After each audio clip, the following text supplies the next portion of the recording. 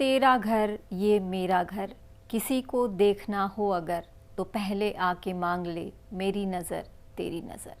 जी हाँ, साजन सजनी के प्यार का ये घोंसला, प्यार का ये आशियाना ईंट पत्थरों की दीवारों से नहीं बनता, ये बनता है दो प्यार करने वालों की चाहत से।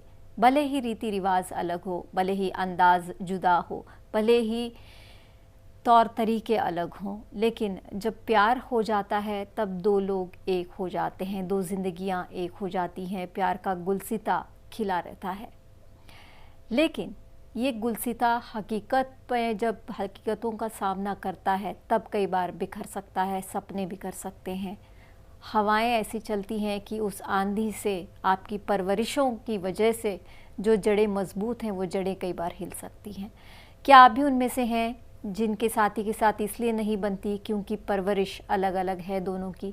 अगर हाँ तो आप अपना हाल दिल हमसे कह सकते हैं, क्योंकि हमारे दिल की लाइन्स आपके लिए खुली है।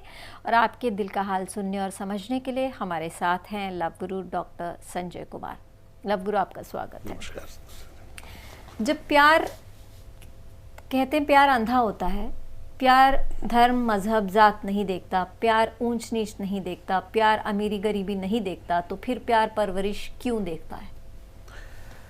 देखिए मनीषा जी, ऐसा होता है कि हम जो परिवेश, जिस परिवेश में पलते हैं तो उसका इफेक्ट हमारे पास एक बचपन से चला आता है। ये बात ज़रूर है कि एक समय आता है जब हम एक दूसरे के करीब आ जाते हैं और भूलने की कोशिश करते हैं हमें क्या सिखाया गया, कभी क्या नहीं सिखाया गया। लेकिन जब वो दिल मिल जाते हैं और जब उनकी राहें आगे बढ़ जाती हैं तो कभी कभी ऐसा होता है कि उनको अपने परिवेश का ख्याल आता है कि किस परिवेश में पली बढ़ी है, और एक ताने के रूप में एक दूसरे पर निकलती है। जो ताना दिया जाता है कि मेरे घर में ऐसा हुआ करता था, आपके घर में ऐसा हुआ करता है, तो ये सब बातें जब उठती हैं और ये सब बातें जो हैं एक व्यंग का रूप लेती हैं, तब बीच में थोड़ी सी दरार आने शुरू हो जाती है। जी। तो परिवेश का बहुत बड़ा महत्व होता है। लेकिन बात करेंगे इस महत्व पर। एक दिलवाले हमारे साथ हैं, क्या नाम है आपका? नाम बताइए अपना।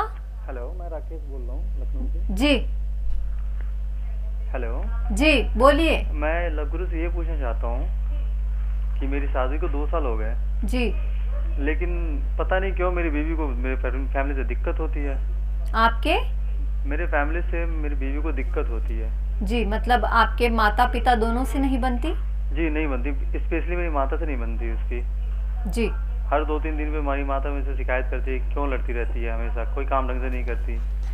हमारी लव मैरिज हुई थी और हमें कोसती रहती हैं। जी।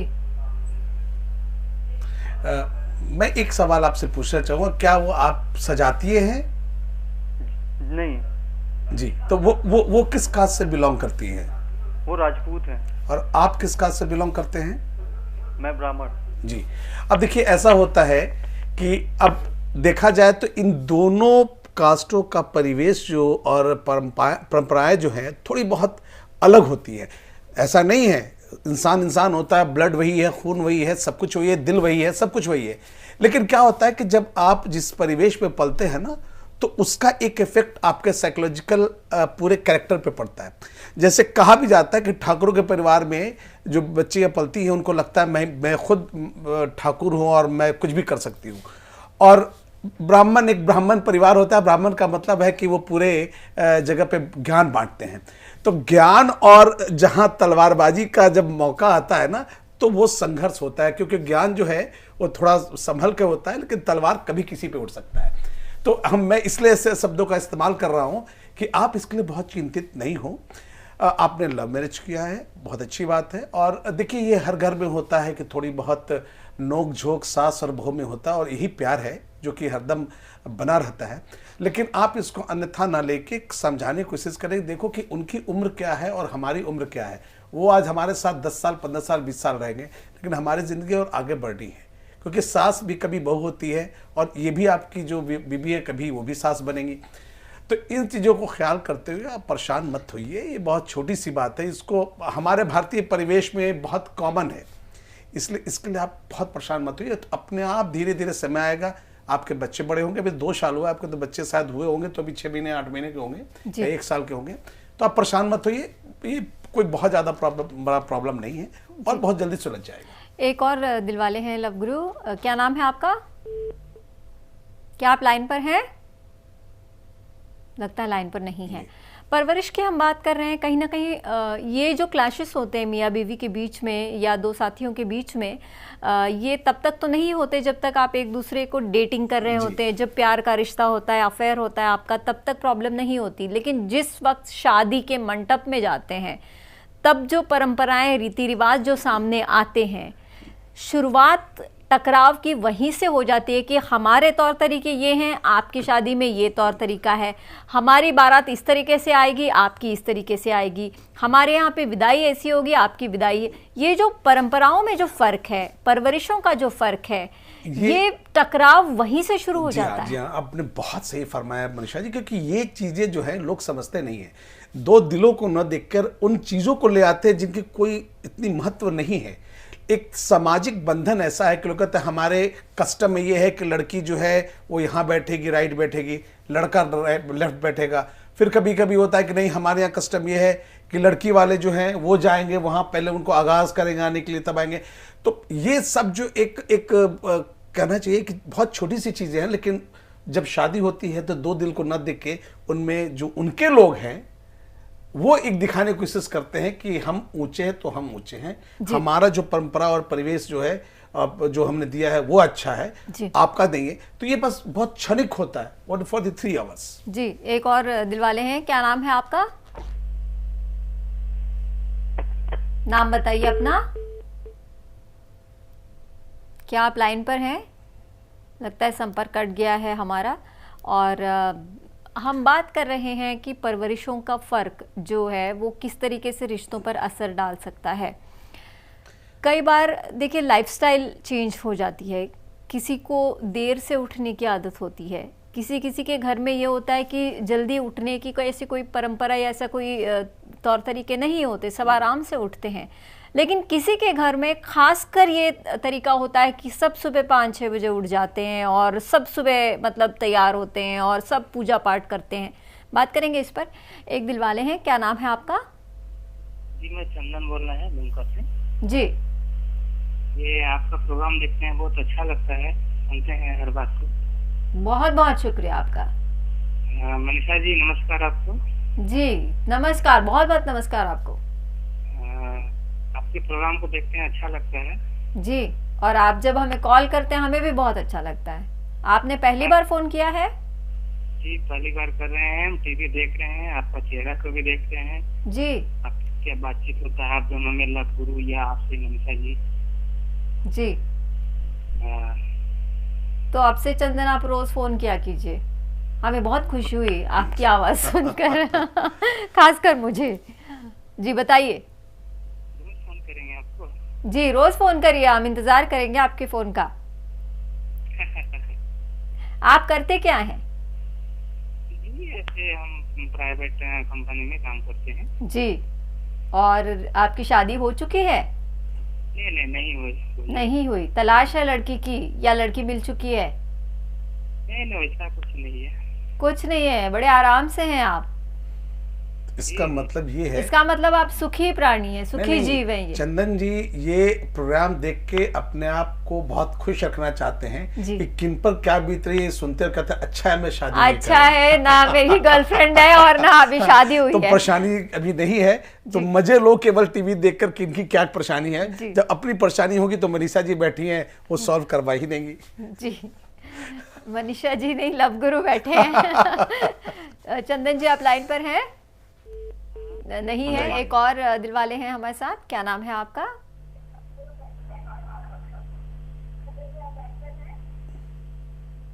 नाम बताइए अपना। जी हेलो जी, नाम बताइए। सोहराब अली बोल रहे हैं। जी, कहाँ से बोल रहे हैं आप? हेलो, कहाँ से बोल रहे हैं? बोकारो झारखंड से बोल रहे हैं। झारखंड से। आपसे रिक्वेस्ट है, आप अपने टीवी का वॉल्यूम कम कर दीजिए।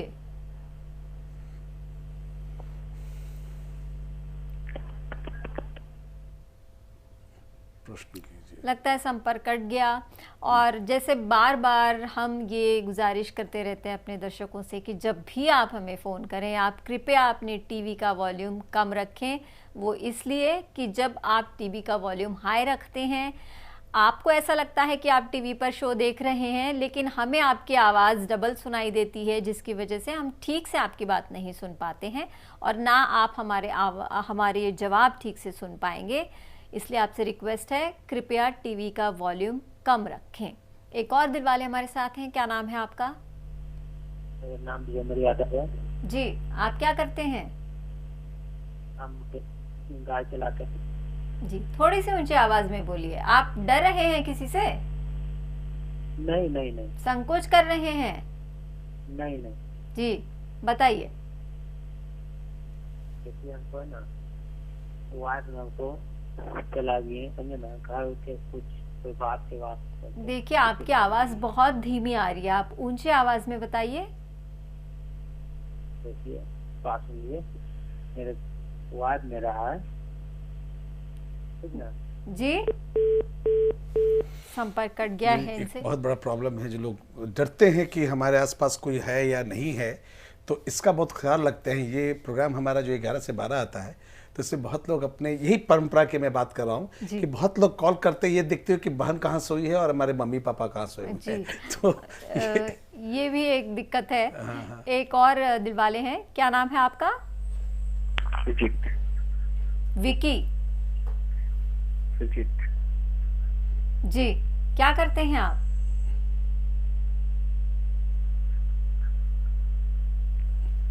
आप मेरी आवाज सुन सकते हैं? आ रही है, आपकी आवाज आ रही है मेरी। जी जी बताइए, क्या करते हैं आप? जी मैं जॉब करता हूँ। जी, और क्या मुश्किल है? मेरी वाइफ से मेरी हमेशा अनबन चलती है। आपकी गर्लफ्रेंड से अनबन चलती है। जी, किस बात पे अनबन होती है? वो मुझे शक करती है। शक करती है। और आपका रिश्ता कब से है? 5 साल से। और शक कब से करने लगी हैं? लास्ट 2 साल से। 2 साल से। 2 साल से क्या आप बदले हैं, आपका व्यवहार बदला है, या आपकी दोस्तियां कुछ और लड़कियों से हुई है, आपने अपनी जॉब चेंज की है, ऐसा कुछ हुआ है 2 साल में? जी जी मैंने जॉब चेंज किया हूँ। जॉब चेंज की है आपने? जी। तो इस कारण जब मेरे फोन वगैरह आते हैं तो मैं व्यस्त रहता हूँ, बात करता हूँ, तो थोड़ी बाहर चल जाता हूँ, तो उसे लगता है कि मैं किसी और से बात करता हूँ, मेरा फोन वेटिंग आता है। जी,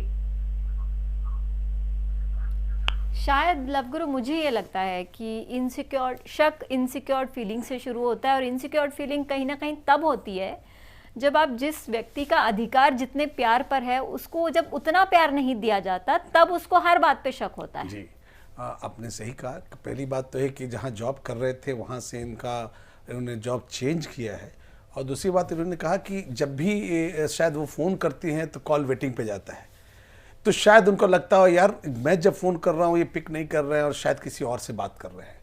तो ये कोइंसिडेंस ऐसा हो जाता है कभी कभी कि आपके चाहने वाले जो बहुत आपसे प्यार करते हैं और एक बार में आपको कॉल किया, आपने फ़ोन पिक नहीं किया, या आपका कॉल वेटिंग आया, या आपने वापस प्रश्न का उत्तर नहीं दिया, तो उनको लगता है कि हमसे ये दूरियां बढ़ाना चाह रहे हैं या कोई इनकी ज़िंदगी में और आ चुका है।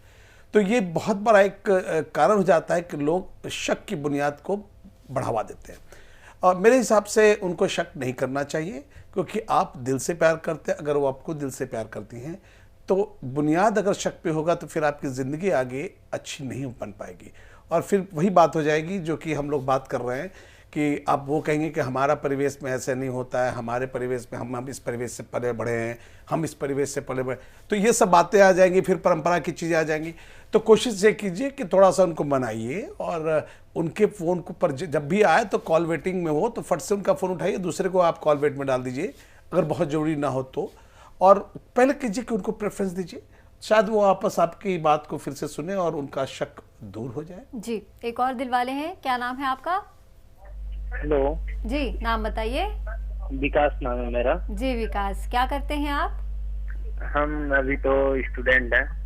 अभी स्टूडेंट हैं आप? जी। क्या पढ़ाई कर रहे हैं? जी अभी स्टूडेंट है, हम पढ़ाई कर रहे हैं, पढ़ाई कर रहे हैं। ग्रेजुएशन कंप्लीट होने वाला है। जी जी और- तो बोल रहे थे कि जैसे कि मेरी एक गर्लफ्रेंड है जी जी, और हम उसको बहुत चाहते हैं जी और वो भी हमको बहुत चाहती है। जी पर प्रॉब्लम ये है कि मेरे घर वालों को पता है, जी तो उसके बारे में पता है, पर उसके घर वालों को पता नहीं है। तो उसको हम कैसे कन्विंस करें, कैसे क्या करें कि उसके घर वाले कन्विंस हो जाएं और हम लोग का आगे चल के मैरिज हो जाए, शादी हो जाए। जी। अभी आपने कहा आप पढ़ाई कर रहे हैं, वो लड़की क्या करती है? तो पढ़ाई कर रही है, जी। ग्रेजुएशन। दोनों पढ़ाई कर रहे हैं जी और अभी अपने पैरों पे खड़े नहीं हैं। जी लव गुरु, क्या ऐसे में ये जो सोच रहे हैं वो पॉसिबल है? ये पॉसिबल है और पॉसिबल ये बना सकते हैं। विकास जी, आप अभी ग्रेजुएशन, आपकी पढ़ाई ख़त्म हो रही है, अब आपका समय आ गया है जब आप नौकरी के लिए, आगे अच्छे पढ़ाई के लिए, MBA वगैरह जैसे पढ़ाई के लिए आप जाएंगे। मैं चाहूँगा कि आप अपने गर्लफ्रेंड को, क्योंकि आपके घर में लोगों को पता है कि आपकी बहुत अच्छी दोस्त है वो, तो इसको मेंटेन करते हुए एक अच्छा सा जॉब पकड़िए। और क्योंकि आपके घर वालों को पता है, तो आप उनके घर वालों को जब आपके हाथ में जॉब आ जाएगा तो आप ऑफ़र कर सकते हैं कि भाई मैं ये काम करता हूँ, हम दोनों एक दूसरे को पसंद करते हैं, आप हमारी शादी कीजिए। मैं नहीं समझता हूँ कि कोई भी पेरेंट्स अगर अच्छा जॉब पकड़ लेंगे तो कोई आपको बीच में एक बाधा के रूप में आएंगे। तो आप थोड़ा इंतज़ार कीजिए, इस दोस्ती को बहुत ज़्यादा प्यार में मत बदलिए, प्यार एक दूसरे से करते रहिए और ये कोशिश कीजिए कि ग्रेजुएशन ख़त्म होते ही बहुत सारे बैंक के जॉब आ रहे हैं, बहुत सारे अभी गवर्नमेंट ऑफ इंडिया के जॉब आ रहे हैं, बहुत से स्टेट में बहुत सारे जॉब आ रहे हैं, तो उनका 6 महीना आप उनके साथ पढ़ाई के साथ प्यार कर लीजिए और कुछ बन जाइए। फिर आप हाथ मांगिए, देखिए आपको कैसे हाथ नहीं मिलता है उनका, आपको ज़रूर मिलेगा और आप एकदम कटिबद्ध रहिए कि आपको उससे शादी करनी है और होगी। जी, बात करेंगे लव गुरु आपसे दिल पे मत ले यार में। वक्त है एक हार्ट ब्रेक का, लेकिन अगर आपको भी लगता है कि परवरिश में फ़र्क की वजह से उसका असर आपके रिश्ते पर पड़ रहा है, तो इस ब्रेक के बाद आप अपना हाल दिल हमसे कह सकते हैं, क्योंकि हमारे दिल की लाइन्स आपके लिए खुली।